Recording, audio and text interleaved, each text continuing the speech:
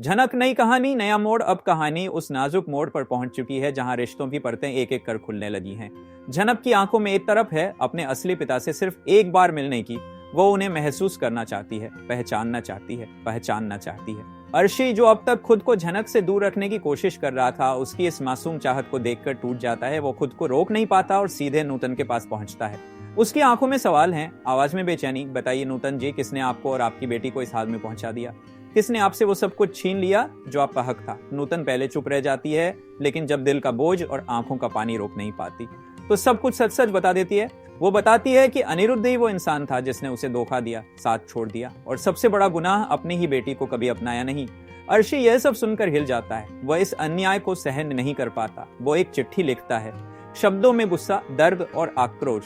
आपने सिर्फ एक औरत को नहीं, एक मासूम बच्ची को भी अकेला छोड़ दिया। आपने जिसे प्यार कहा उसी को दर्द में बदल डाला। आप इस लायक नहीं कि आपको माफ किया जाए। लेकिन अर्शी को यह नहीं पता होता कि यह चिट्ठी जिस पते पर भेजी गई है वो किसी और का नहीं, मून, अदिति के पिता का है। और वही इंसान अनिरुद्ध, झनक का भी असली पिता है।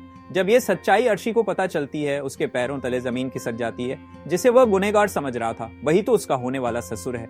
अब सवाल ये है, क्या अनिरुद्ध अपनी गलती स्वीकार कर झनक और नूतन को अपनाएगा? क्या अदिति, मून और अर्शी झनक और नूतन को अपनी जिंदगी का हिस्सा बनाएंगे? और सबसे बड़ा सवाल, क्या इतने सालों की दूरी और दर्द को रिश्तों का प्यार भर पाएगा?